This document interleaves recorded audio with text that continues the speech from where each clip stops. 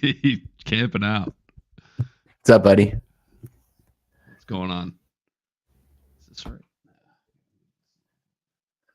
The only thing about these setup is I've got to constantly redo it every time. Redo the what? The camera? The camera. Yeah. This for some reason that looks weird. Yeah. I'm thinking about putting my camera above my screen, like kind of like what you have. So this is not as much of a choice. It's the biggest negative about the iMac, the 27-inch iMac, is that you're all well.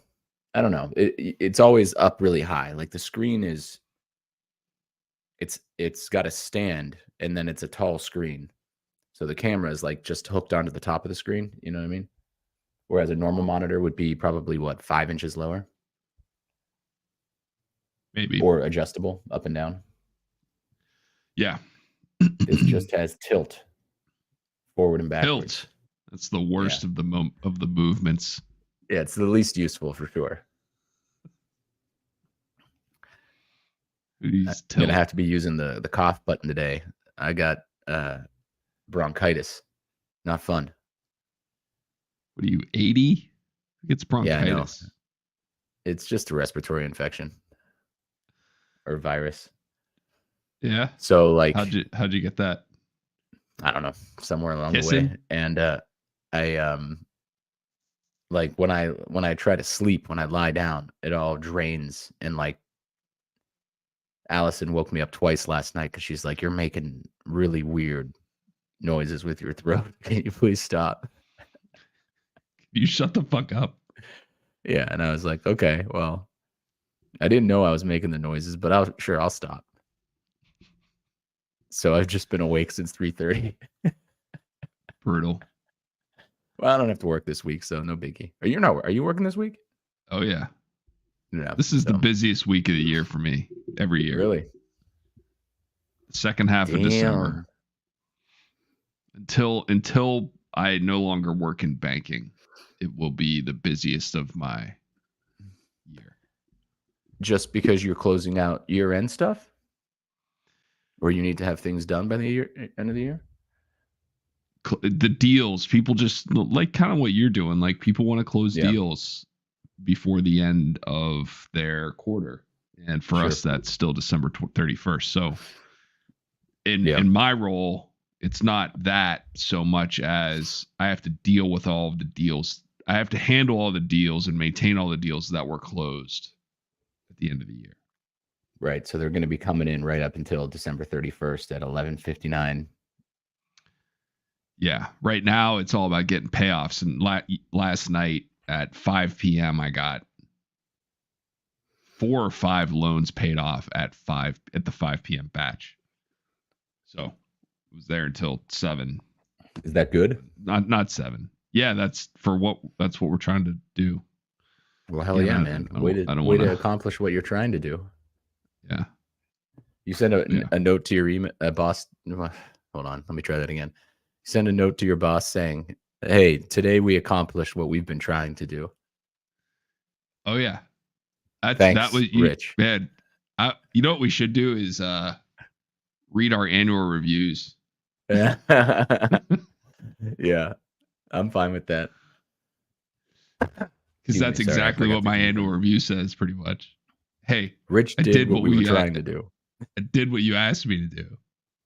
You told me you wanted to do this, and so I did it.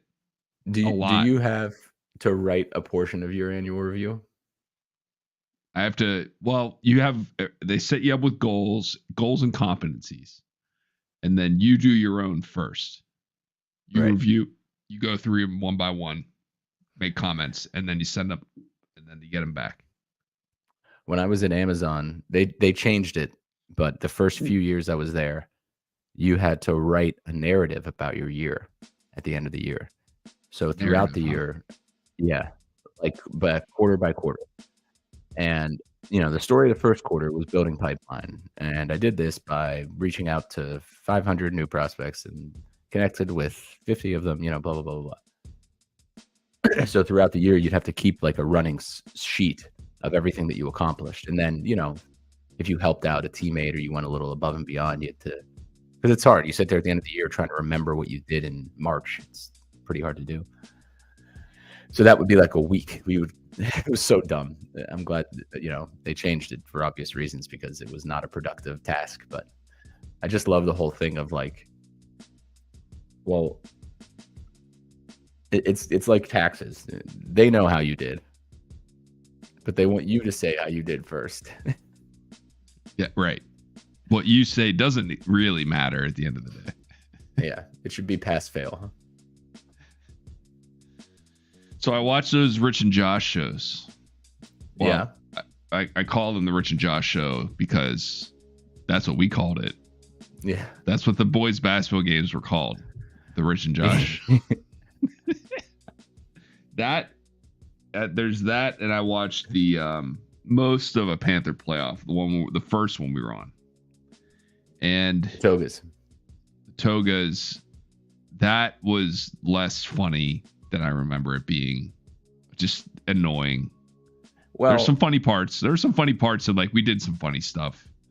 But we were again, sophomore, Rich, junior? Shut the fuck. I think we were juniors. Yeah, I mean we're juniors in high school. We're 16 years old. What do you expect? Yeah, that's fine. I don't want to watch it now. Right. I don't want to watch juniors, and I don't want to watch my junior self, my 16-year-old self being an asshole. Were you at all impressed by the fact that we really did get most of the questions right? Yeah, and the ones we didn't get right were some of them were pretty funny. That was the one that we talked about, Clam Jam.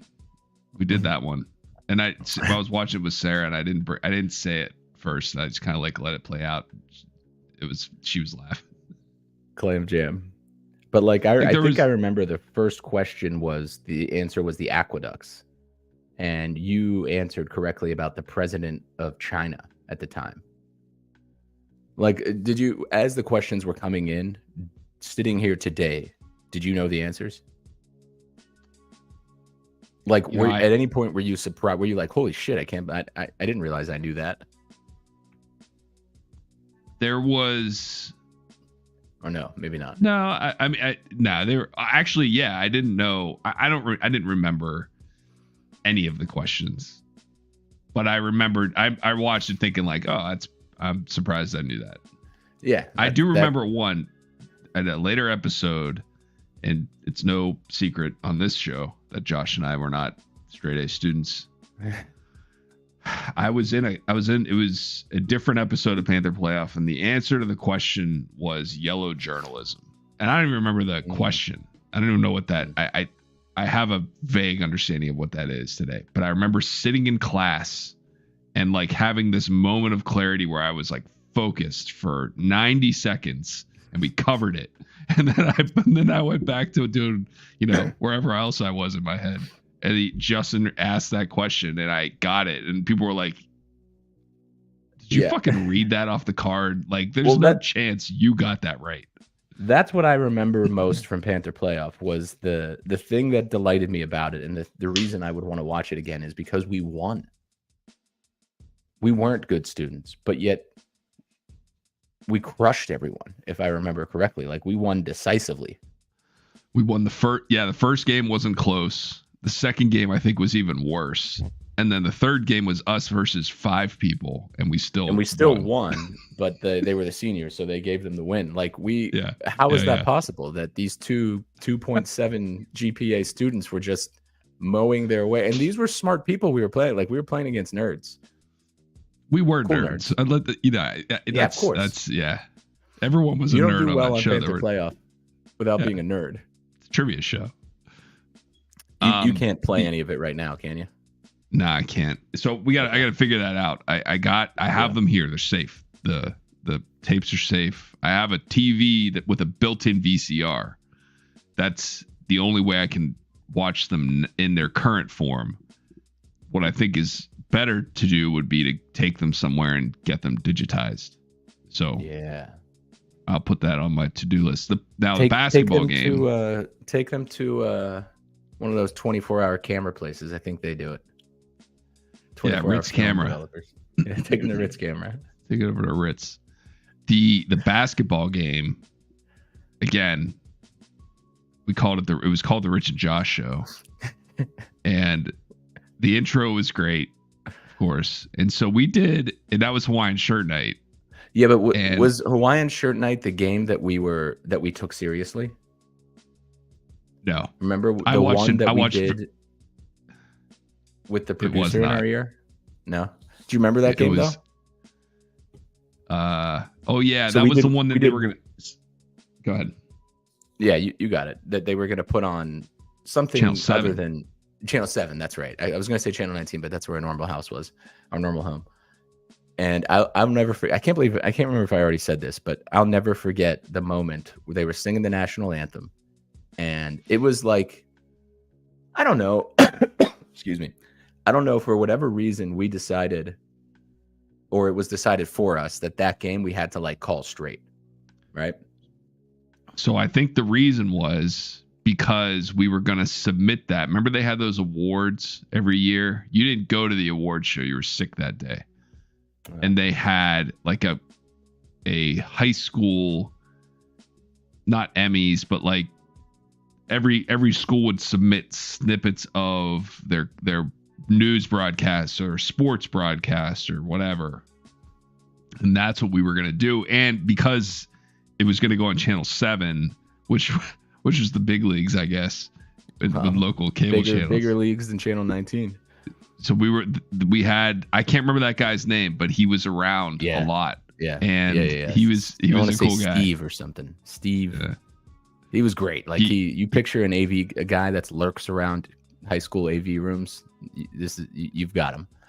Like constantly annoyed. That he's like the perfect AV caricature of someone who's just is like, this is, why did they do it like this? Yeah. Who set this up? He had one of those guys that always had like a huge key ring hooked onto his belt. Yeah, right. You know what I mean? With like 80 different keys on it. A lot of closets. So when we were doing that game with him, he was the producer. The national anthem was finishing, and he goes, "Okay, guys," and he starts talking into our ear. And I don't think I knew that was going to happen. I don't think you knew that was going to happen either. And then the national anthem ended, and he was like, "Okay, guys, hot mic, say something." And you and I looked at each other like I'll never forget the look on your face of like, "Are you going to say something? I don't know. This is what? This is intense." We didn't plan for this. Cool. We did.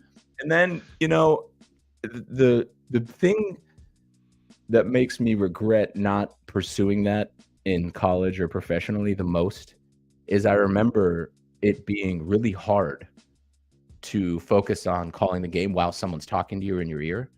And I remember picking it up and getting comfortable with it really quickly. Right. And so I've always thought like, well, maybe I don't know if that's a talent or maybe everyone does. Everyone gets used to it quickly, but I don't think they do. That seems like a tough thing to do. And we both did very well with it. I remember about that game. I remember them saying like, guys, okay, we're going to put this on. You just have to be cool for one quarter. That's it. And then you can go back to doing whatever you want to do. We're like, okay, cool. And we did it. We were like very professional for one quarter exactly. And then we just went back to being the whole game. I thought we did the whole game straight. No? Yeah. I feel like I remember it being more silly towards the end. Yeah, I mean, I'm surprised we made it that long. And we didn't win an award. So anyway, okay, so that's not Hawaiian Shirt Night. Hawaiian Shirt Night is something different. Hawaiian Shirt Night was a game against Trinity, and we were clearly, obviously, in the middle in doing this our way because we submitted Hawaiian Shirt Night to the crowd. You did. I wish we had video of that. When I got on the PA? The game before, like, hey, next game's December 21st. Yeah, on the PA in the middle of the game during a timeout. Hey, everyone. My name's Josh, and I just want to let everyone know that we just decided that next game is going to be Hawaiian Shirt Night. I want to say that I remember like Billy Florkowski, Graham Ford, like 6 people had Hawaiian shirts on. Maybe Dave Boykin. And the Ben Klaber's dad who did stats and sat next to it. Maybe no, he had the PA. I mean, that's where you went to do the PA. He had the PA and he wore one. Yeah, it was cool. That was really cool actually. I was Thank you, Mr. Klaber. Yeah, but that was cool. The idea of Hawaiian Shirt Night is actually funnier than the execution. Just the fact that you were like, hey, we're going to do this, everybody. And I know we didn't talk to anybody about it except for right now. And he also let us do this on the microphone. So none of this is our fault. Talk to anybody about it. We probably didn't even plan to announce it before 30 seconds prior to the actual announcement. Right. Like, this wasn't a long hatched plan. It was just what struck us in the moment. And I think we knew that we weren't going to get a lot of participation, which was even better. I know. Yeah. So you got the whole game? I think so. I've watched the first, it was the very beginning of the game, and then I kind of stopped watching. Did it get old? Midway through it didn't actually. That's the thing. It's funny. And it's funnier because I think that would be the ultimate medium for us, is to, again, have something that's like going on in the background that we're talking about, like jumping in and out of just talking about. Oh, dude, that's a whole episode. That would be phenomenal. Panther playoff too. I think that the cringier, the better. I'm talking about if there was like a way that we could broadcast and commentate on a game that's happening while it's just our voices, like not even looking at us. But it ends up just being a conversation. It ends up being this, but we jump back and forth into the game. So that's what had happened. We could do it with. Yeah, it definitely is what happened. We could do it just not live. Yeah. Right? Like, I think you're allowed to use copyrighted material after the fact. Because, it's a parody. Without the express written consent of Major League Baseball? I believe that there's that parody. It's the reason Saturday Night Live can use real logos. They can use like the real McDonald's logos. I think if your parody is labeled under fair use of copyrighted material. I don't know. But live, I don't think so. I don't think we'd have a prayer. Yeah. Unless we did non-copyrighted events. Well, that's what I mean. Maybe we just like some Division III girls soccer game. I don't know. Yeah. We could pick something. Yeah. It was funnier than I remember. We started the show, the Rich and Josh show, starring the Rich and the boys basketball team and Josh and the cheerleaders. We did a little. We did. Oh, well, that was everyone was like starring Rich Strayer, and then I was like, and then it was like a long wide shot of the basketball team in a huddle on the sideline. The Upper St. Clair boys basketball team. Josh Selkovitz. The Upper St. Clair varsity cheerleaders. And now I'll throw it down to the guys behind the guys behind the guys. Who did the voiceover? Us. I think it was one of us. Yeah. Maybe not. And anyway, we did a little promo. Yeah, we did a bit, which was funny. It was, we're like, yeah, we're coming into this game, and it's Trinity's Upper St. Clair comes in with a 2-5 record, and Trinity, the stronger team, with 5-1. I'm like, yeah, no, as the teams warm up behind us, we did a little warming up of our own, and you'll see. And it was like we just kind of like, yeah, you'll see. And then cut to the video, which was a good idea. The execution was okay. We probably thought of it that day. We were wearing the same clothes, so yeah. Yeah, so we were wearing the white. We filmed it 15 minutes before we started. But that was sort of our thing. Like, we rarely put a lot of planning into anything. We usually had the idea and then got right into it, which I think is very cool. I do too. It was pretty funny. And then we just jumped right into the game. But I want to watch more of the game itself because the commentary, I think, is going to be funny. How much on topic did we stay? Like how much? The clip you sent me, we were actually. I was impressed. I think one of us was speaking and said, "Oh, this is a set play. Like they run this all the time." That was like a mind-blowing level of analysis that I didn't think we ever reached. The set play was Brandon McCall. It was a joke. Oh, really? So what happened? The play itself was Brendan McAllister was pulled up for a shot and got blocked, but then he caught it and then he dribbled once more and then got fouled and made the shot.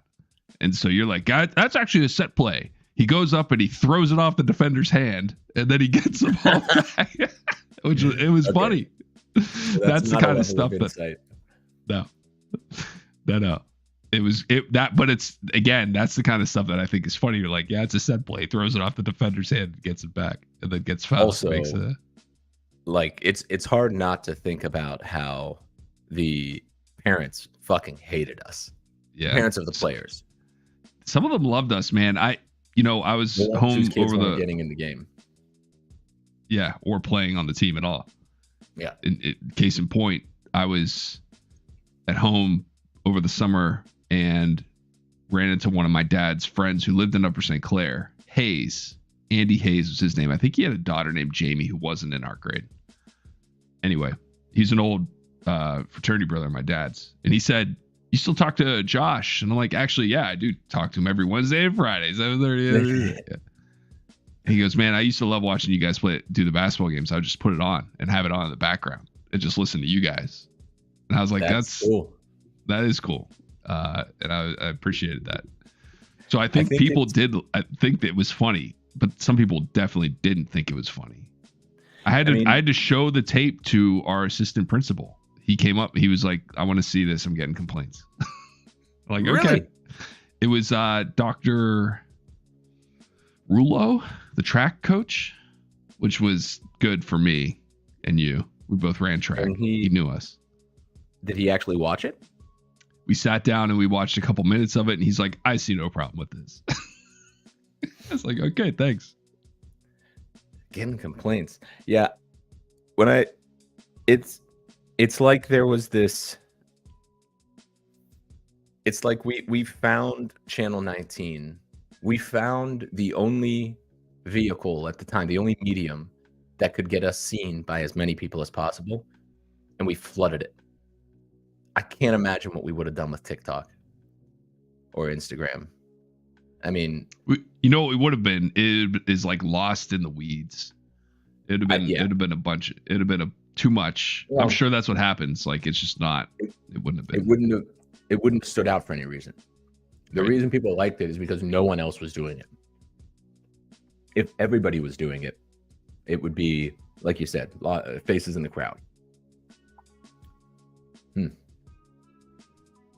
But yeah, it was funny to watch. I'll watch more of it. Let you know. I'll try to get it digitized at some point. Yeah, I don't even know where the hell you'd go to get that done. I don't know. I don't either. At some point, I looked for VCRs. I'm like, there's got to be cheap VCRs out there. Like, no, they're all expensive now because no one makes them anymore. Right. Well, if you had a VCR, you could get it onto your computer. Like, how is that? I just want to. Yeah, I think I don't even need that's it. I just want something that will roll the tape and have a signal. Like, I don't want a clock on it. I don't need it to go. I don't need all the programming shit. I just want to get it into a computer. And I think I'd be able to do that, but they don't really exist. Do you know how much movies cost when VHS was first released? I think E.T. was one of the first VHSs, because that was a thing at the time. Like, you couldn't own a movie at home, right? So VHS brought a new thing to the world of you can watch this movie at home as many times as you want.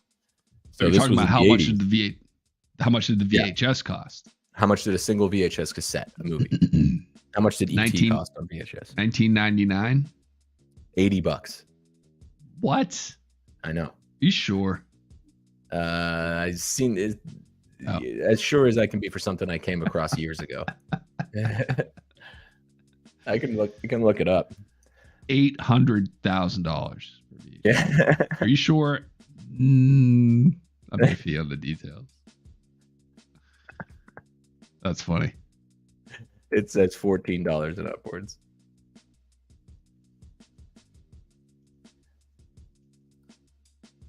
Yeah. When the mid-'80s rolled around, the VHS player had been around for 10 years. The hefty price tag started to see significant reductions. Oh, no, this is actually the VHS player. $1,500 for a VHS player in 1985. Fuck that, dude. That's like 10 grand. You can watch movies at home. Man, it's a big deal, I guess, but still. Yeah, no thanks. Cool. I mean, there's a, you know, actually where I heard it? It was in that documentary called Room 242. I might have messed up the numbers. The documentary about The Shining, all the conspiracy theories about The Shining. So the documentary explains that there's a lot of conspiracy theories about The Shining because that was one of the first like thought-provoking, heady movies that was released on VHS. So all of a sudden you have a whole new universe of people who can watch this multiple times. And of that huge universe of people, you're always going to have a small percentage that have, you know, crackpot theories. It's just interesting. Like you get anything in enough people's hands and watch what results. It's pretty fascinating. Yeah. It's sit back and watch the fun. Sit back and rein it in. Dude, I've had plans to do work all week and I haven't done a thing. You know, like catch up on stuff. You want to hear something fucking crazy? That's real. We are, so the 3 T's in sales: timing, territory, and talent, right? Are you at the right company at the right time? Did you get a good territory? And are you talented? That's what every sales manager says. So the territory aspect of it, when companies like the one I'm at are in kind of super growth mode, it's difficult to hire and keep chopping up the available accounts equitably, right? So sales operations will have these complicated algorithms. They'll score them, they'll tier them. Then people who do what I do will tier them, and you got all this information. So what we're doing for this coming year, and we're going to be doing this next week, is a fucking snake draft. What? We're drafting accounts. We're drafting each other's accounts. We're able to protect 25 of them, right? So like if you have an open opportunity, I think I have like 22. So then I can protect 3 more accounts that I'm bullish on. The rest go into the pot and we draft. I mean, it's basically an admission that our sales operations folks haven't really figured out a way to accurately and equitably divide these territories, and some people are pissed, rightfully so. I joined at a time where like mine's pretty good, could be better, not as bad as the people who joined after me, not as good as the people who joined before me. But this is like them saying, okay, well, we don't want to be blamed by you all year, so you fucking pick, and then you can't bitch about how you didn't get the accounts you want. Oh, can't hear you. Okay, no worries. So I think that like that's what I've been wanting to do, is like get a strategy together, rank accounts, and I have an RFP submission due on January 8th. Those are the things I wanted to do. Nah, not yet. Rich is leaving. I'm making a banner. Hey everybody, how you doing? Hey, I've been a little under the weather. You know, I've been a little sick, and you might hear it in my voice a little bit. Can you hear it? I feel it's like a little raspy, like I got a little raspy voice, like I'm a little raspy berry here. Sorry, that's okay. I heard it shut down the thing that plays the sounds. It just like Operation shutdown. I can't fix it until I back up. Ooh. How many accounts are up? How many accounts are up for? So we get to each protect 25 and then draft 25 more. Right. Holy shit, that's a lot of accounts. Yeah, I mean, right now I have like 75 because I'm very aggressive about, I'll just look at accounts that are unassigned and see if I know someone there, and then just start calling into them and then be like, hey, I know someone at this account and I talk to them and they're interested. Can that go into my name? And so over the last 9 months, I've accrued quite a war chest, and now I'm going to have to do it a different way. But it's tough because we all know that the industries, when you have anything that's like disruptive technology in a space, tech companies are always going to be the first to buy it. Then maybe like manufacturing, then retail, then this, then this, then this, and then at the very end, healthcare and financial services, right? So you got to figure out like, where are we in our evolution, in our sort of customer journey? And so I've got reports of like all of our existing customers. I'm breaking them down by industry. I've got a big board with logos of who I want to pursue. I don't know. It'll be interesting. Oh, can't hear you.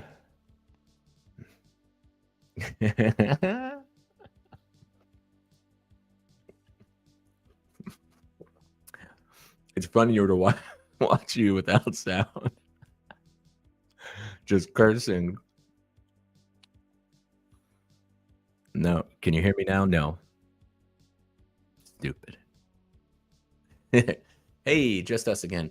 This light comes in and it looks weird. And that's Jermaine back there. That plant is looking rough. How about this beard? Also looking rough. It's because I haven't showered in a couple of days. I'm man enough to admit it. It's ridiculous. Yeah, you got something going on there, my guy, because the sound quality is off. It is now. Yeah, it's like really distorted. I might be able to change that. That would be the last time I use that program. Tell me more about this robe. How about this? Is this better? Yes, it is. Okay, good. Nice job. Yeah. Verity. Oh, I like that. Fleece cover. It's the only robe I have. Same robe. Oop. Back to audio issues. And now you're off. It sounded good, then it got distorted. Say something? Yeah, now it's off.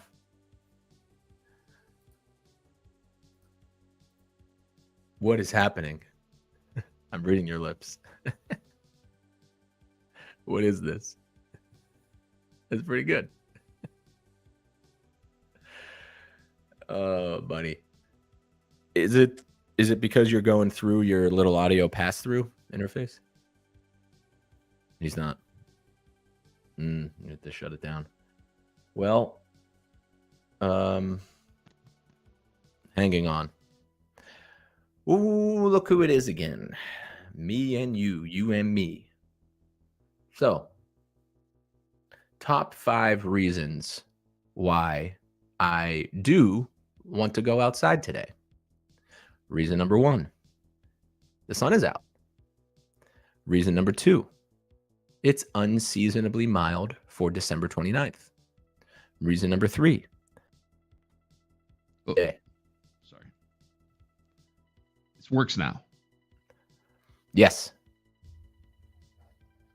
Okay. I'm just not going to fucking look at anything. Yep. Not going to open anything. That program, my audio pass-through program has been off for the last 2 times.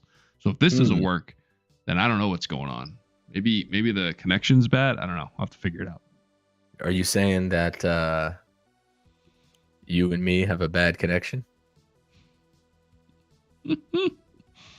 Yeah. I guess this must be what they call waiting.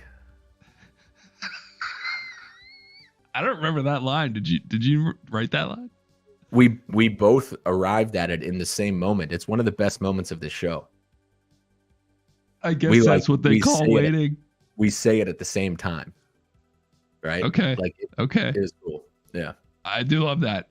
Listen, man. I need a new computer. This computer I have I bought this 4 or 5 years ago. It's still going to have purpose, but it's a desktop, right? So it's the portability obviously just isn't there.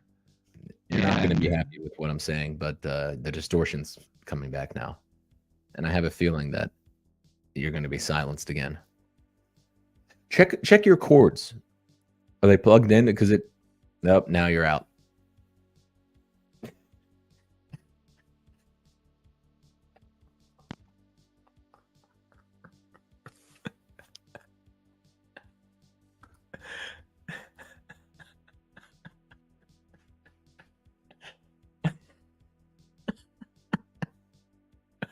Okay, I didn't finish my top 5 list. Number 2, I already said I need to get my steps in. Oh, I have some errands to run. So if I go outside, I'll be able to get my errands done. And the number 1 reason that I want to go outside today is because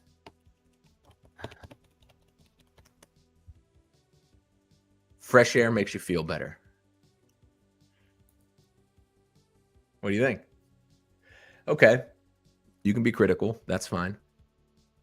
Boy, this would be tough being a drive time DJ and only having yourself to speak to, not having another person to speak to. I think I could do it, though. Let's try it out, shall we? Welcome back. It's December 29th. The time is 8:06. Temperature is 47 degrees here in Montclair, New Jersey. For those of you just waking up today, some of the headlines across the news world. The University of Wisconsin La Crosse chancellor is fired after discovery of porn videos. Scientists determined, based on a Wall Street Journal article published today, that the age when you stop feeling young is approximately 43. I guess I've got one more year to feel young.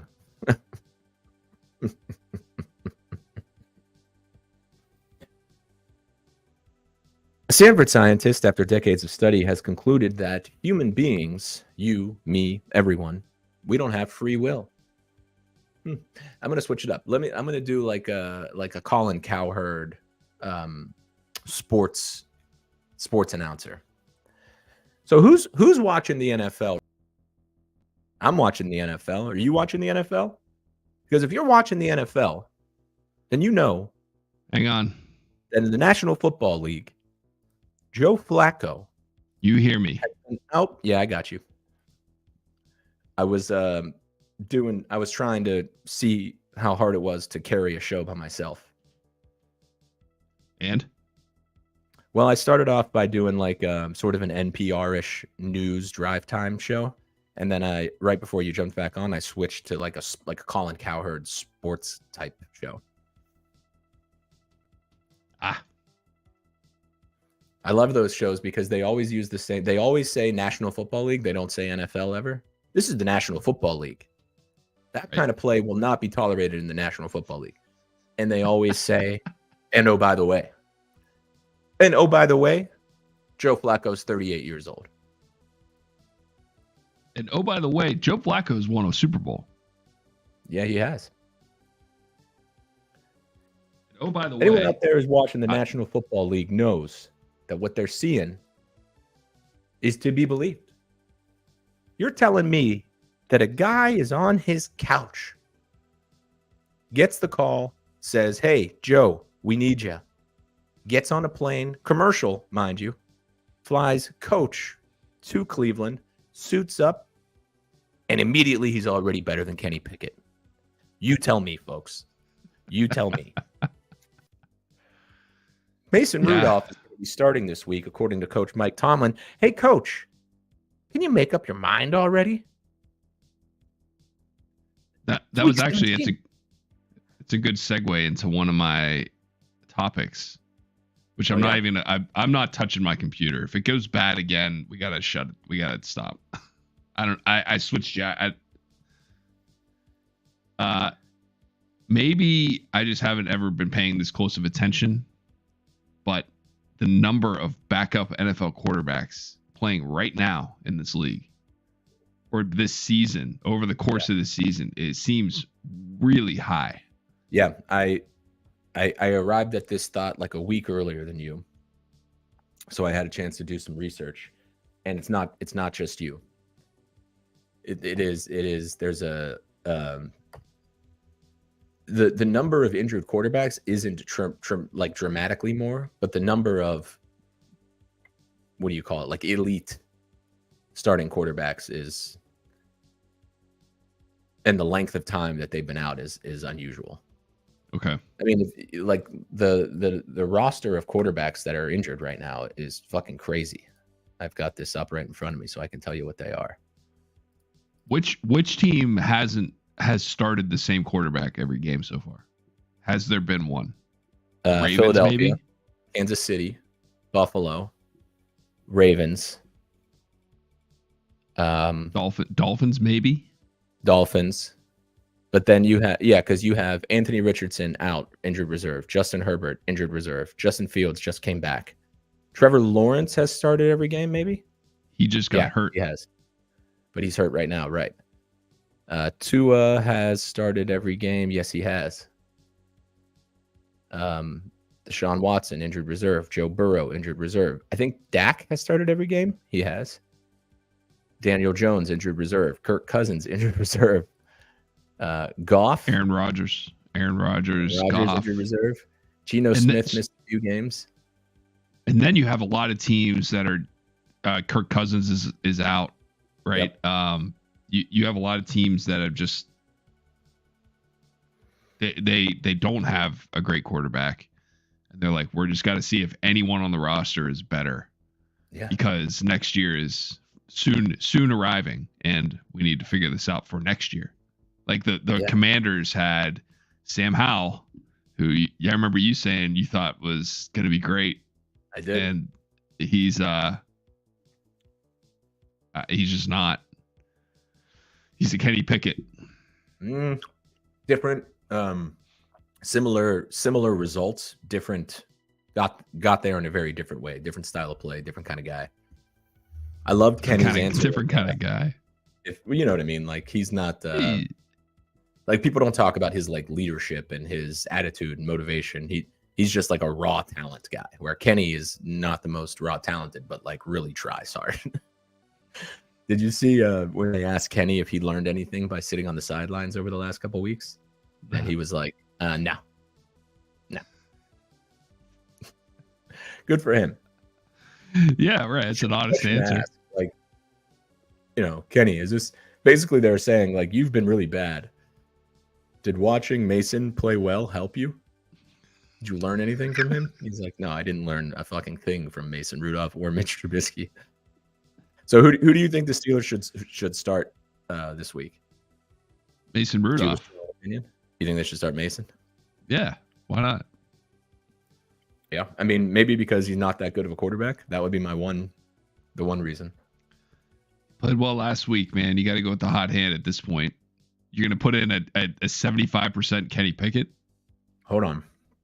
Let's unpack that for a second. So, Matt Canada gets fired. Next game, Kenny seems like a new man against the Bungles. Lights him up.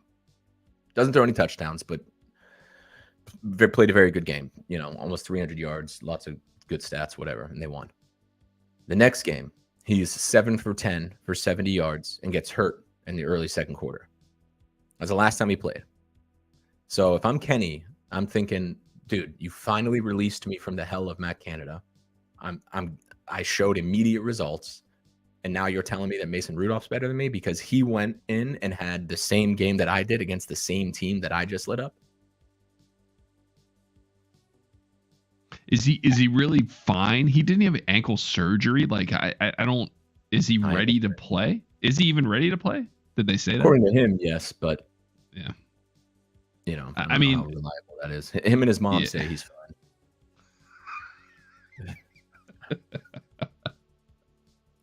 Well, if him and his mom both agree, then maybe we should put him back in the game. I'm sure Mike Tomlin's heading over there for dinner. Yeah, just to kind of pick their brains. But I don't think you. So unless you truly believe that Mason Rudolph has a chance to be your starter next year, there's no reason to play him. Well, actually, I'm sorry. Unless you really believe Mason Rudolph can be your starter next year, or you think that starting Kenny is going to be a long-term injury risk, there's no reason to put Mason in there. Yeah, you're right. I mean, they're still trying. They're still technically in the playoff picture, but it's just like, why would you even want that game?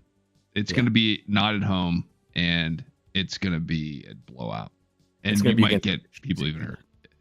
It's the Chiefs are going to kill you, or the Bills, who like every time we play them 35-3. Yeah, right. I don't know though. I mean, well, do you think Tomlin's going to end up with a winning season again? So what are they, 8-7 now, or 9-8? So they got to win 2 of the last. They have to win one, and they have to win just one. They got to. So are they 8-7 now? No. 9-8. I don't. 9-8. So 9-8 would be the last. No, that's 17 games. That would be the final. Yeah, they've got to win. They got to win both of. They got to win one of them. Then they go to 10-8. Then they got to win one of them. They're not 10. They're not 9-8. That's the final record. That's 17 games.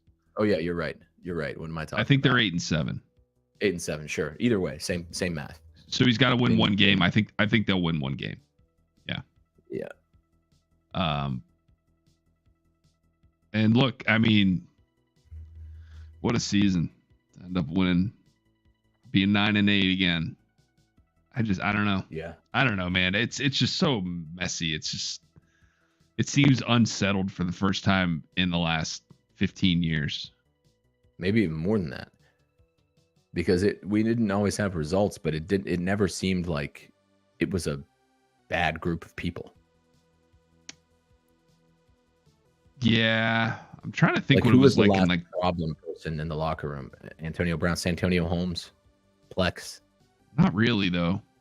Yeah, those guys weren't. They at least tried hard. Yeah, they were right. They were putting effort in. Dude, these receivers that they have now are acting like people are waiting to sign them if they're not sitting out there blocking. Well, George Pickens is the real deal. I mean, he can go wherever he wants. He reminds me a lot of Martavis Bryant, who I know I've talked about before because I think he's the greatest Steelers receiver of all time. Martavis Bryant? Oh, dude. Incredible. He scored like 6 touchdowns in his first 3 games or something crazy like that. I think if you look at the number, I think he scored 22 touchdowns in 24 career games. And he was always getting suspended for drugs. Yeah. Yeah. That was... And he's the one who made the catch against his butt and then flipped over and still landed in the end zone, which I think is probably the greatest catch by a Steeler receiver outside of Santonio Holmes' Super Bowl fingertip catch. Would you like to see this what I'm talking about? Yeah, you would, wouldn't you? You would, wouldn't you, Richie? All right, let's see. But I don't know how the team was. I don't remember like when Cordell was the quarterback. It was always a big thing. Like the team seemed unsettled back then. Cordell? Yeah, I think everyone just hated Cordell for unfounded rumors. Ooh, Igles highlights.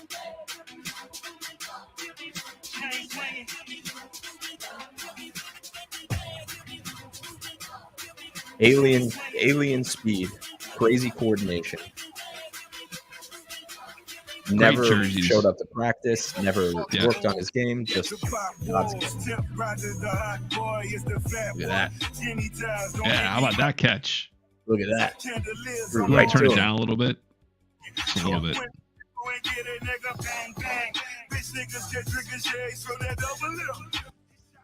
There you go. Look at him running those routes.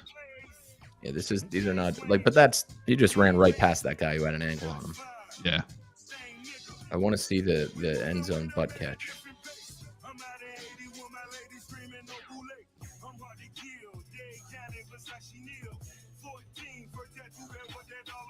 Yeah, where's that catch? I don't need to see the gain for 18 yards. Let me just look that up instead. 18-yard gain. Bryant, but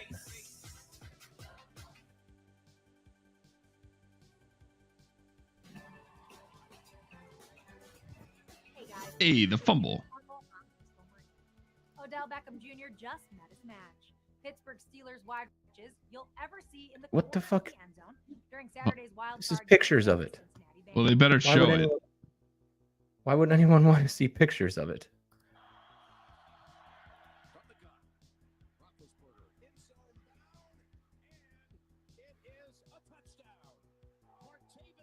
I don't understand what happened there. Yeah, I gotta see that in slow mo. Pretty impressive. He trapped it against his leg and then flipped over so that he could keep it in control.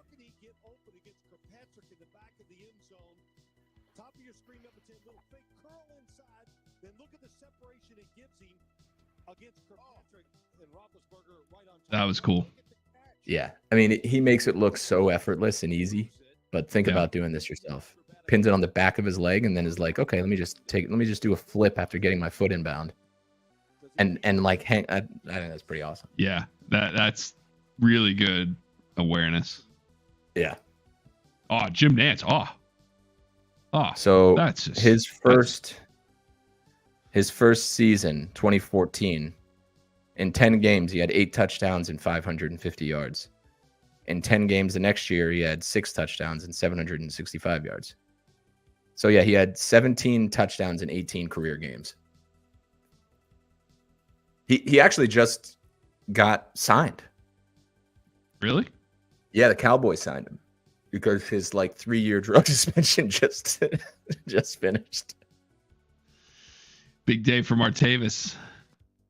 You want to see what's going on in the news? Let's take a look. I got one while you pull that up. So one of the stories I saw was that Mikal Bridges has been to Chipotle every day for the last 10 years. You see that? He's a basketball player? Yeah. And it reminded me, I don't know if I've ever told you this story. So there's a Chipotle there's not a ton of lunch options where I am. Yeah. And this is pre-pandemic. I went to Chipotle 4 out of 5 days of the week. Really? What was your go-to order? Bowl to go. Rice, no chicken. Beans, chicken. Carne asada?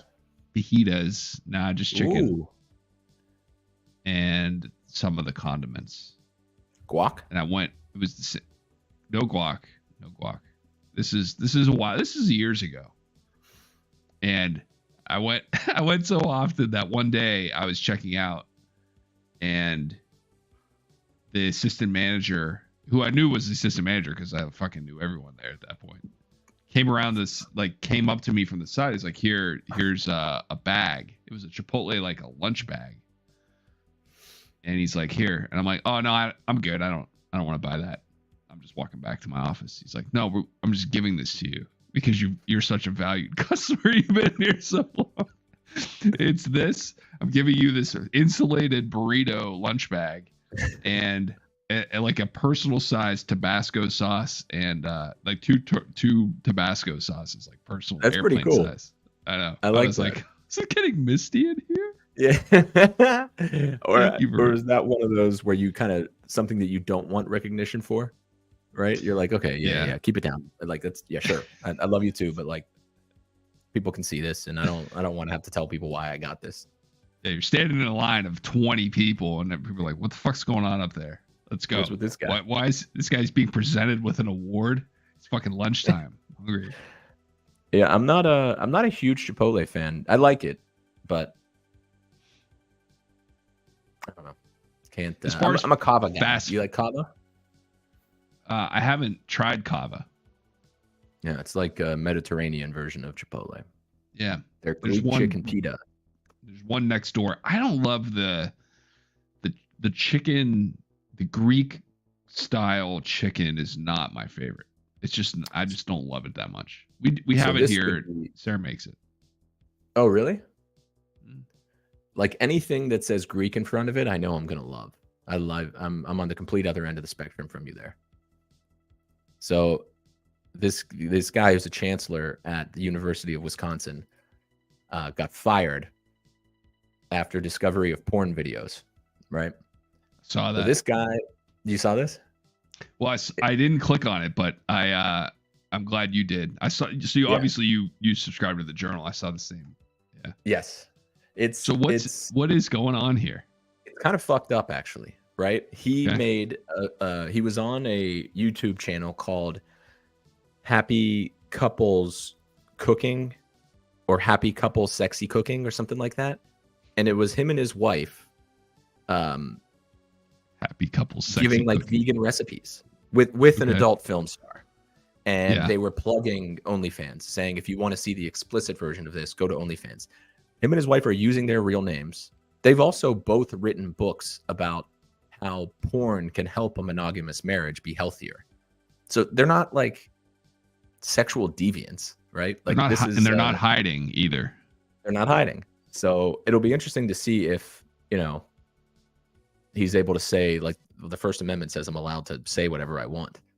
But the outrage is hilarious. Is it really? Oh, I'm sure the comment section on the Wall Street Journal is always great. So they fired him because of that specifically. Yeah. We are alarmed and disgusted by his actions, which were wholly and undeniably inconsistent with his role as chancellor. You can be our chancellor. When you think about a chancellor, you shouldn't be thinking about porn. Yeah. You know who else was a chancellor? Hitler. That's right. Hitler was a chancellor. Yeah, sexy happy cooking, which I tried to look up immediately after reading this, and the videos have been taken down, obviously. But I did see a screenshot from it, and it's funny because it's like, imagine what the chancellor of Wisconsin looks like and what his wife looks like, and you're right. And then, sort of off camera to the right, there's this incredibly busty redhead wearing like only an apron. It's a weird scene.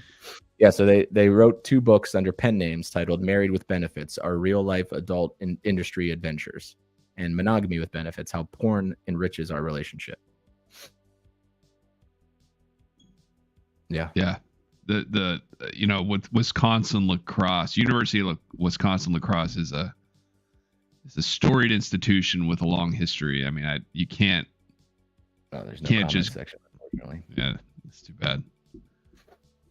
This will be a good one. But that seems like I don't know, man. That would be kind of like this being a thing for us. Well, like we're firing you because you have a show. If we were a public person and we were on here saying, if you want to watch us have sex with each other, go to OnlyFans. It is a little bit different than just having the show. Yeah, fair enough. But why aren't they allowed to put?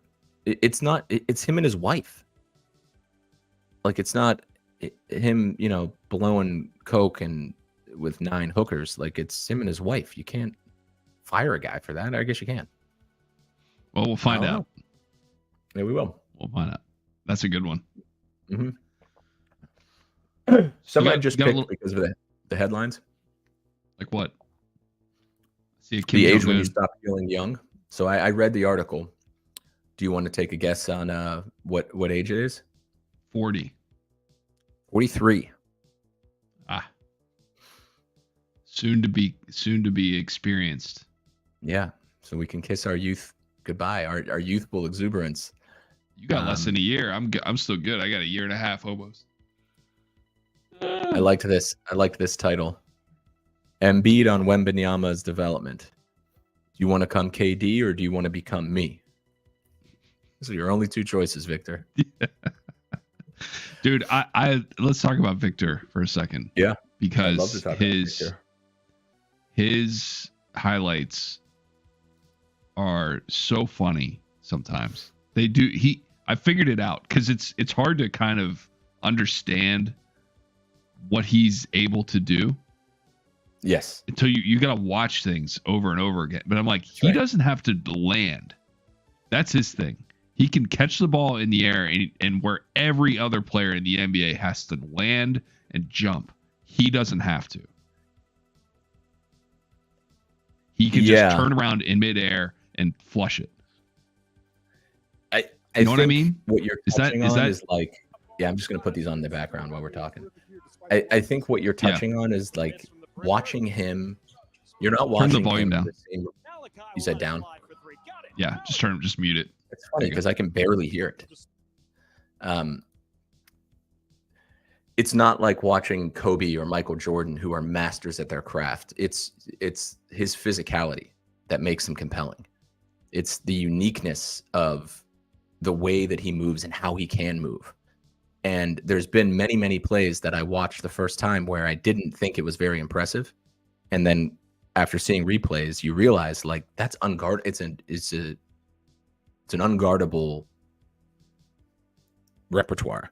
Like, look at that. Yeah. That's he jumped from the dotted line. yeah.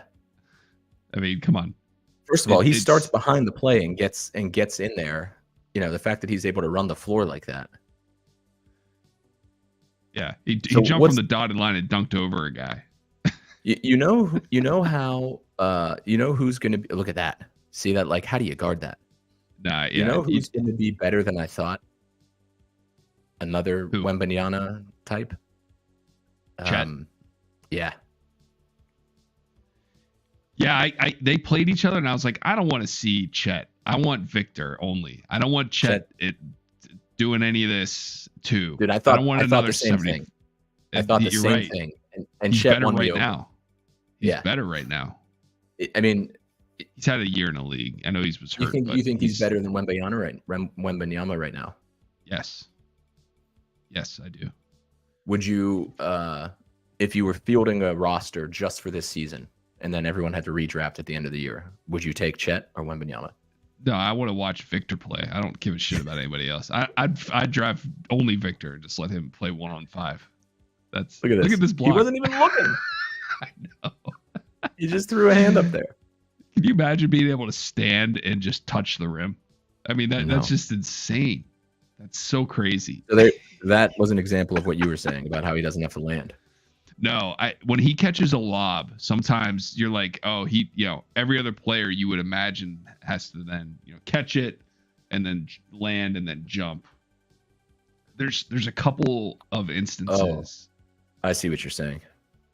He can catch a lob from like behind him. And instead of like a pass, it's not even a lob, it's just a pass, but he just jumps before he catches it.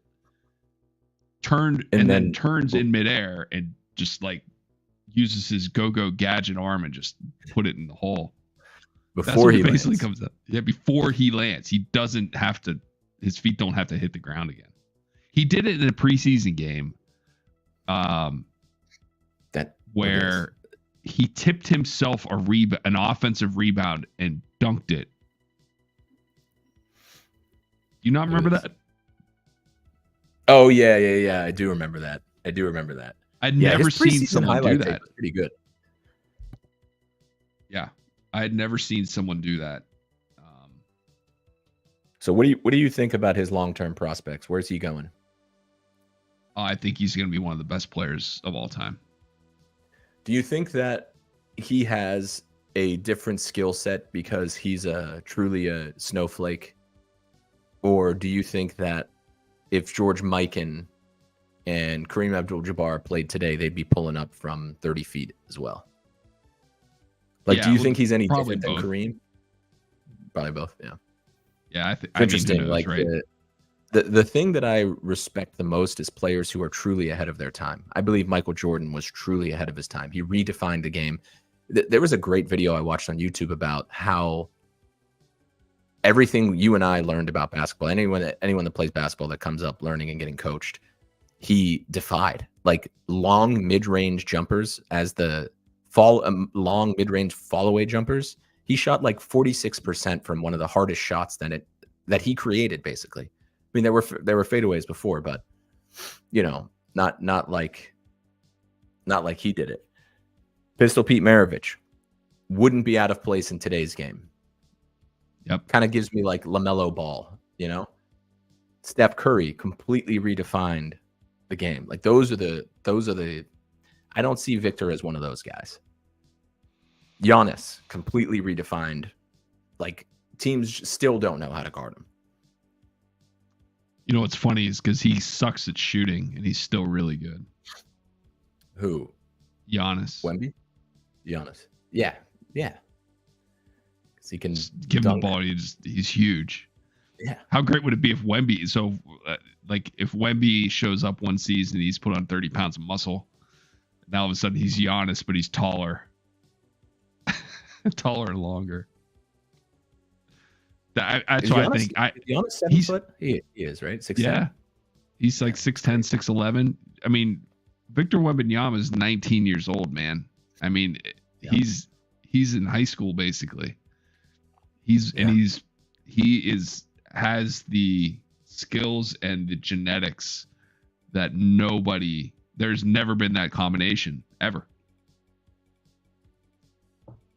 Maybe Chet, but I doubt it. I don't see Chet doesn't catch the ball and flush it the way Victor does. He has a level of body awareness that Chet Holmgren doesn't have. I think Chet's a better basketball player right now. That's interesting because I would have said the other way around. Like Chet seems to be more coordinated, more bigger package of moves and scoring tricks. I don't think he's as fluid. And I know nothing. Yeah, maybe he's not as fluid of a natural athlete as Wemby. Right. Yeah. I think it'll be really important this year for Victor, and he's already missed some time, to not get hurt. Has to be. I know he's played professional basketball in Europe, but this has to be on a different level. The travel has got to be significantly more difficult. Yeah. Doing this, but they play back-to-backs all the time. Prepared and groomed, it's him. But you can't. You can only prepare so much for this. You're right. First NBA season, it's a slog. He's half a season in. I mean, he's got to be thinking like, I'm exhausted. He looks like he's tired sometimes when he's running around out there. He's just like, oh my god. Yeah, he kind of lumbers a little bit. I mean, he never like doesn't go down on a fast break, right? But he seems tired. His flexibility is unbelievable. It really is. That's what I think he's going to be a great player, because how many guys who are 19 work on their flexibility kind of thing. Yeah. He's been brought up. He's also a thoughtful dude. Like he's a soulful, sort of sweet man. Yeah, he's not American. He's not American. That's what's going to be his biggest asset here. But he's not European either. Like, I mean, he is European, but I mean, he doesn't come across as European. Right? Yeah. What I mean is he doesn't have like the typical European sentiment. He's like very soulful and like he meditates. He's very new age, not like your typical, like Vlade Divac was European, but he like smoked cigarettes during games. The Serbian. Yeah. That's a different breed. That's Eastern European. There's a big difference. Yeah. Speaking of Eastern against the Western, look who's back in the news. Oh yeah. He's thinking the unthinkable. I love how they have that rocket with his butt cut just straight up the middle. What is the unthinkable here? He's actually gonna try something. Cut off communication with the U.S. and double down on the relationship with Russia. Okay, I did see one where his daughter is gonna be his heir. How do you think that's gonna go over in? Yeah, Kim Yo People's Jong. Republic. Well, that's what they're signaling. They're signaling that she's going to be the one to take over. It's interesting because I don't know that they have a say in it, Rich. True. Yeah. What are they going to do? Do they like it? I mean, I don't know. They probably would rather have a meal and be allowed to go on the internet, but instead they've got Kim Yo Jong. I just want to go on the internet. I just want to play pickleball with my friends. Yeah. I've heard a lot about this. For that. So at the end of year workers party meeting, I would love to be at the end of year. Okay. I'm not going to do a racist accent, but what have we done? What have we done here, folks? Dear leader, the US are a bunch of rabid dogs and we should put them down. Yes.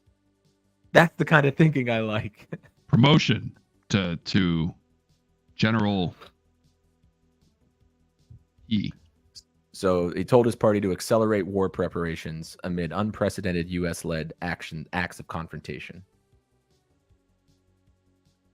Okay. Kim told the 9th plenary meeting of the 8th Central Committee of the ruling Workers' Party of Korea. A lot of bureaucracy in North Korea. But it's all fugazi. Like, I don't even understand why they go to all the trouble. Just call it what it is. Yeah. That's great. Yeah, well, we'll see. Maybe he will. In our lifetime, it seems unlikely that nothing. What a picture! There's a Christmas card for you. Season's greetings from north of the 38th parallel, whatever it is. It's the they didn't meet North Korea. I don't know. Yeah, no, they did. Trump was the first American president, and I think ever. He did not. Korea. No. Yeah. Or was it right on the border? Yeah, he took like 14 steps or something like that, but he was the first to ever do it.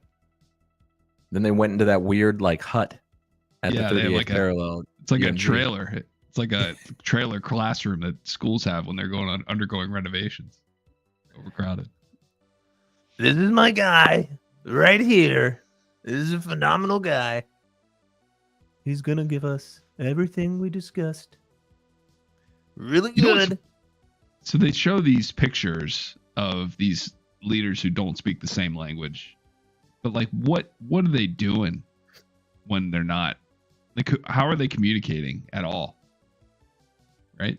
I'm sure Kim Jong-un doesn't speak English. If he does, well, I bet he does, but he won't. I bet he does. It's a sign of what's it called? Like, he's not going to speak in Trump's language. He's going to make Trump speak in his language, if anything. And they're both too stubborn, so they both go through translators. Putin does that, and he definitely speaks English. But even when he's interviewed in English, he answers in Russian, and there's a translator. It's a gangster move. I didn't know he spoke Donald English. Trump described letters from Kim as beautiful, and even said they fell in love. Yeah. Nice. All right, so that's Kim Jong-un. Recreational players don't use this club enough, says instructor. Clickbait Pitching article. wedge. Would you like to Let's guess. Which club? Pitching wedge. 9-iron. Huh? You were close. Do you use your 9-iron? Not enough. I'll tell you that. I use it when I'm about 140 yards out from my target. Yeah, that's it. Which is once every 3 or 4 rounds, maybe. Chipping should be used 99% of the time. Yeah, I agree with that. We only need to pitch it when we need to hit it over something. What's the difference between a pitch and a chip? Pitch is one where you let the club head kind of go past your hands at impact. So you get more loft on it. You want to get run out. No. You want less run out, you want more height. Chip that's a pitch. That's a pitch. Okay, got it. Chip is you keep the club head behind your hands and you get more run out. So that's why he's saying use a 9-iron around the green, I assume. And that you bump it and let it roll. Let it roll. He's saying to use your 9-iron around the green more. Yeah, you're right. Yeah. That's what the instructor says. This was a good Powerball's back. Go ahead. Oh. Well, there Stanford scientist, after decades of study, concludes that we don't have free will. You may think you choose to read this, but you didn't. Well, that makes me feel better about a lot of things. What a buzzkill. Well, you're looking at it the wrong way, Rich, because you're thinking about not getting credit for the good things you've done, but you also just got let off the hook for all the not good things. What were you saying about the Powerball? It's back up. It's back up to the level where I'm playing it. How much? If it's on CNN, I'm buying a ticket. That's if I read about it on CNN. I think it's at $700 million. Yeah, that'd be good. Jason Kelsey says someone brought flamethrower to Eagles White Elephant gift exchange. How annoying would an NFL locker room be? as just a member of it. Let's say you're the punter. I don't know. Yeah. It's the only way we'd get into an NFL locker room. I'm with you. Long snapper.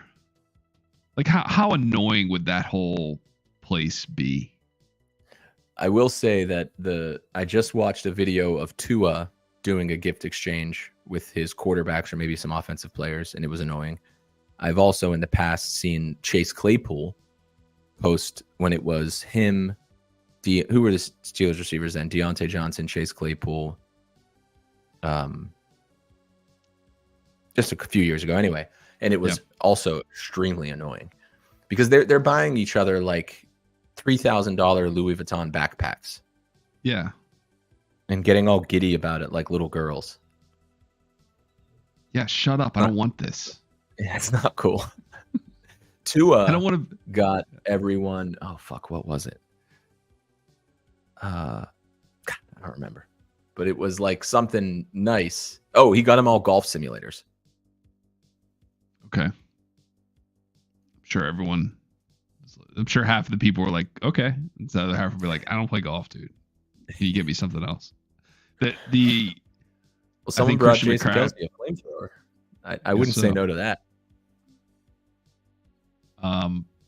Those guys, by the way, Jason and Travis, are going to have a long career broadcasting in the style of the Manning brothers after they're both done playing. I was thinking about this. I have to admit that I was wrong about Travis Kelce. The more remember how I said that I think he's a douche. Yeah, he's not. He's cool. He's a cool guy. He's cool. He's done really well with all the fame, and this relationship is not going to last. We both can acknowledge that. They became way too public, way too early in their relationship, and now it's a show. It's the Travis and Taylor show, and she's at the games yelling "fuck off" to the referees for not calling pass interference, even though he flopped. Like it's a show now, and I can't imagine. I would have to imagine that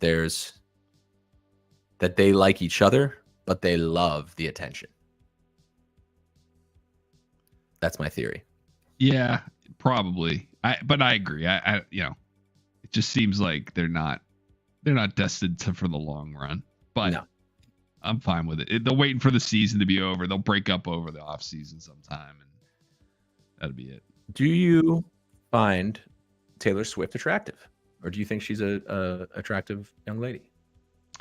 She seems, she's attractive. All right, she's conventionally, yes, she's better looking than 99% of people. Yeah. She always looks like she has a stuffy nose. That's like how her face. She always has her mouth open. Yeah. She has to breathe through her mouth. Yeah. Because her nose is clogged. She's got a cold. Look at my guy here. It's a great looking couple, man. Yeah, they are. I mean, it's the high school varsity player dating the girl who wore overalls and glasses and a ponytail, but then took them off, and everyone realized that she was beautiful because she's creative. Right.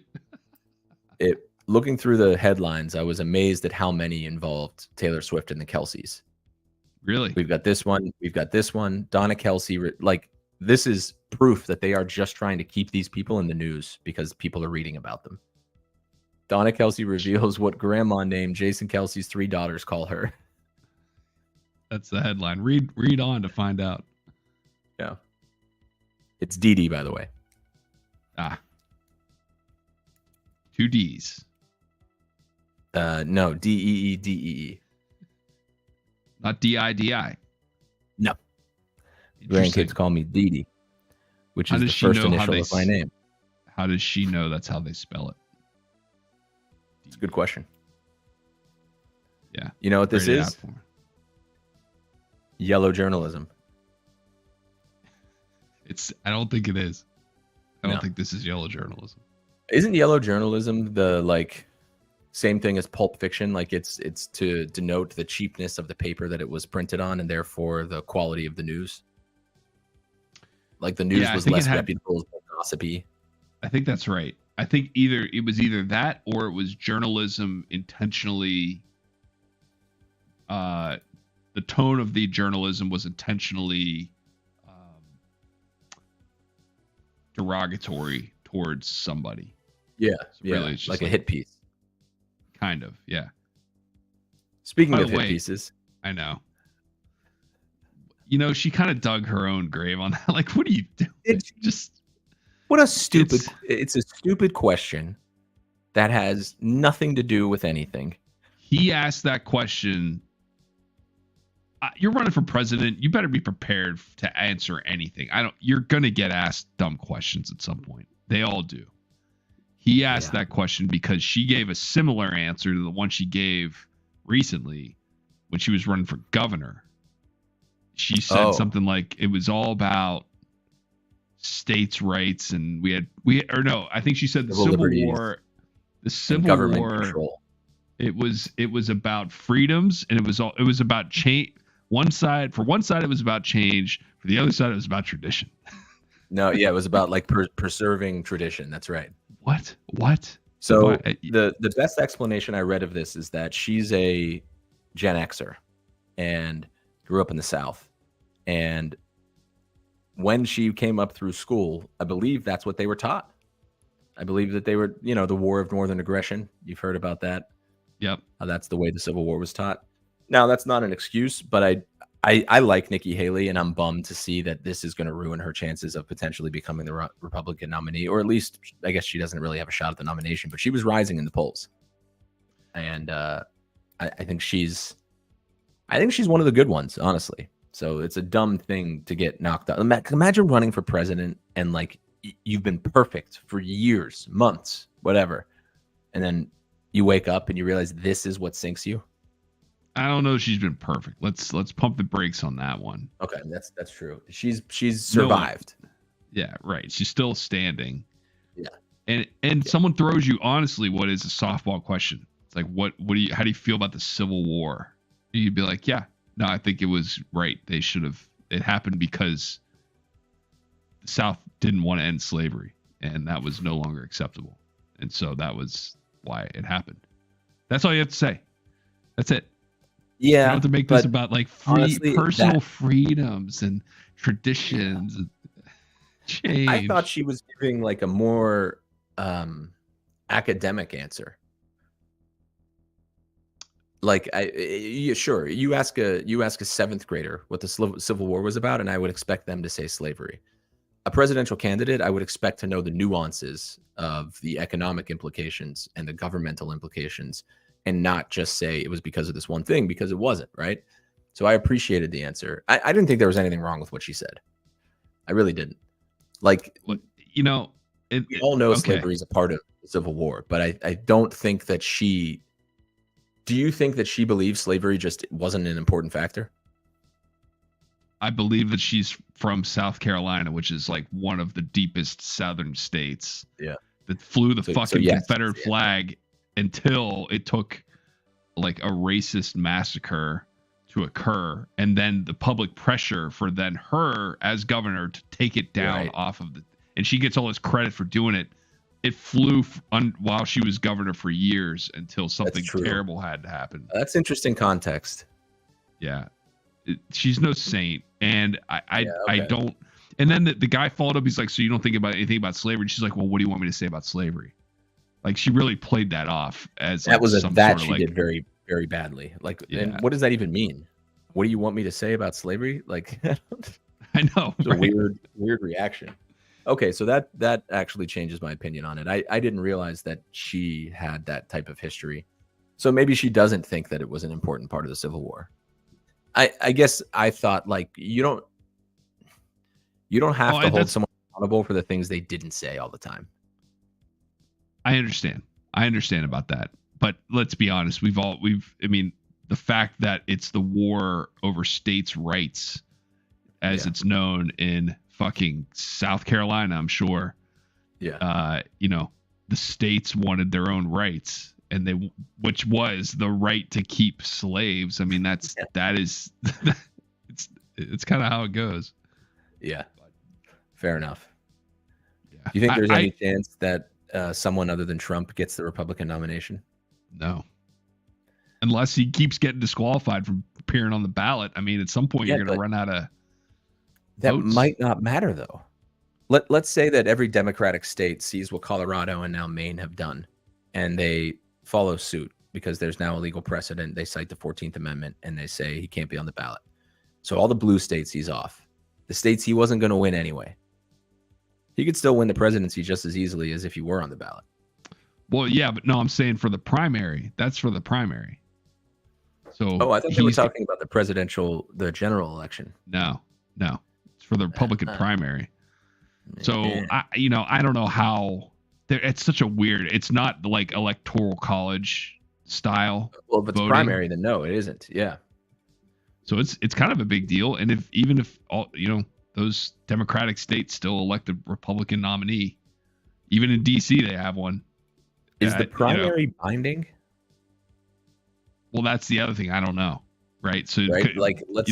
Has there been a situation where someone won a primary and then they didn't end up becoming the nominee? I don't know.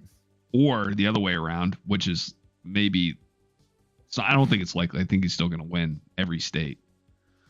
But if he didn't for some reason, and it was because he wasn't on the ballot on a half a dozen states, does the Republican National Committee just be like, you know what, we're going to just give it to him? I'm surprised they haven't done that already. Like it's not even their party that he's representing.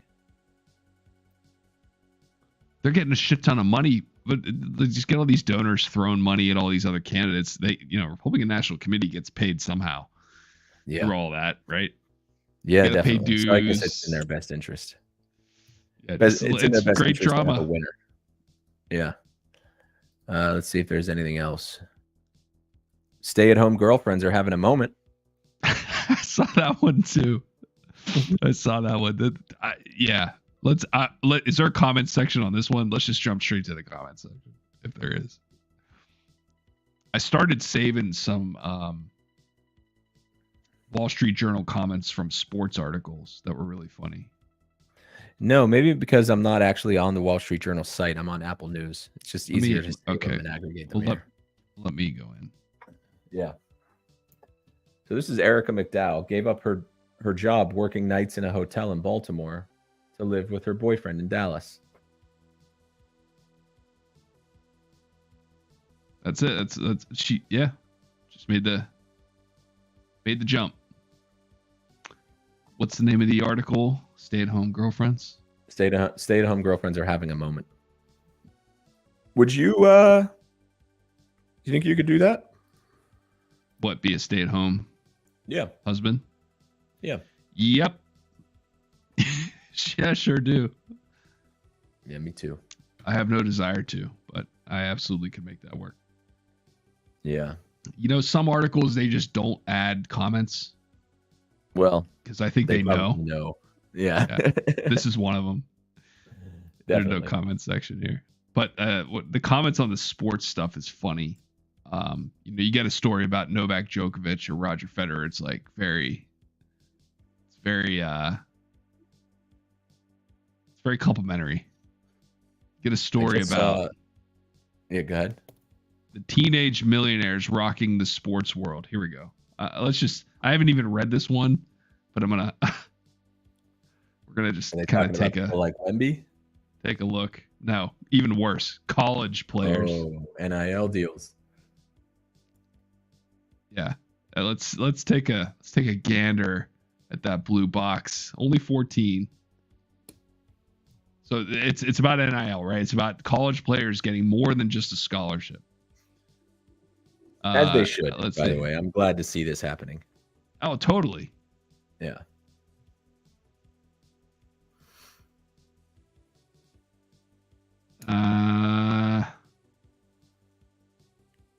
Let's see. Come on, there's got to be a good one here. Completely understand. Best college football team would be the one that pays the most. I think the best idea, though, is if you want an education, you play sports for free.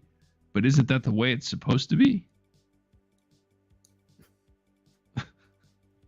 he's a ready target for those 80,000 new IRS agents to sniff out. Yeah.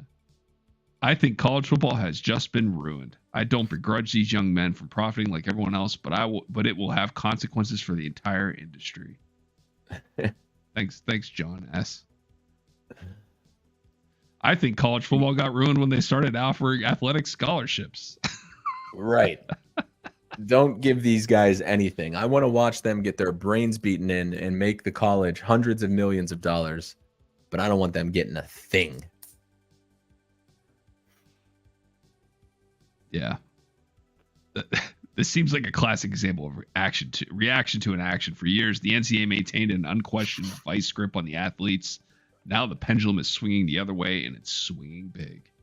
Yeah. The thing is, that's a good way to start off a comment. The thing is, soccer just isn't the same without anyone to curse and spit at. No, that's true. Let's go down. We need some that have a lot that have been around for a while, at least a day. Wasn't there one that we wanted to see? The age. Oh, that was Los Angeles Times. You want to go to the comments for the University of Wisconsin lacrosse chancellor fired after discovery of porn videos? Yep. I had another porn headline. This porn company makes millions by shaming porn consumers. Strike 3 Holdings says it's the creator of artistic and inspiring pornography. This guy calls himself the Steven Spielberg of the adult film industry. Of course he does. Another commentless article on the Wall Street Journal. We're being censored here. WSJ. Being censored. All right. It's 9. I know some of us have to work today. I gotta go lie down. I'm exhausted. Hey man, get that bronchitis sorted for the new year. You got plans for New Year's? No. We are on our fertility journey still, so we're keeping it local. But I've had lots of time to compile W-2s, and not as bad as I thought, by the way. Still bad. Okay. Now only double what you were thinking instead of triple, whatever number you have in your head. But I also found out that the state owes me 11 grand from that year, which I won't get a penny of. But that should help, though, right? I mean, it helps that I don't owe, because there's a 3 years limit. Yeah, after 3 years, you don't get anything. What? This is from 2018. I know, it's so dumb. Like, they can come collect from you, but if they owe you shit, then they don't have to pay. That's annoying. What? Yeah. I don't understand how they didn't. If you didn't file with I don't understand. They thought I owed. So the state of New York is who reached out to me. Yeah. Because that was a big year, they thought I owed. But what they were seeing was a bigger number than what I actually made, because I was being paid in Amazon stock. So it looked like I made close to $1 million, which I didn't. I didn't even come close to $1 million, but it looked like I did. So they thought, oh, we don't have a return for this guy. They would never have contacted me if they owed me money. So are they out? Like, you don't have to worry about them anymore? Is that kind of what? Yeah, I've with New York State, yes. Now the IRS is next. Yeah. And that's a big number. I would say that. I'd be like, you guys owed me $11,000. I don't know. But you've obviously looked into it, 3 years. Yeah. There's a chance I get it back. There's a chance, but we'll see. Well, good luck, man. Yeah, what a mess. Here's to 2024. The year. Do you have any plans for New Year's? No. We're seeing some friends briefly during the day, but then that's it. No, we don't go out anymore on New Year's, man. I'd rather be in bed. Reservation for a restaurant for New Year's Eve at like 5. Yeah. So we're gonna go meet some people and then be home, and I hope to be asleep far before midnight. Yeah, hopefully they're I- letting Anderson I- and Andy yeah. drink this year. I'd like to see those two guys having a good time, but if not, I definitely won't be up until midnight. Yeah, is there anything there should be like a I don't know, something entertaining that happens every New Year's Eve, like a big movie release or a new show or like something better than Anderson and Andy, although they're great. It gets old kind of quick. I do like them though. They're fun. They're better than Ryan Seacrest, right? I mean, Yeah.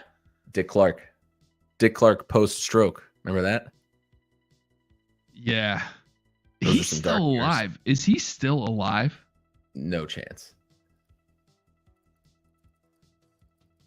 Let's see. Oh no, he died. He died 11 years ago. In 2012, yeah. Still with us.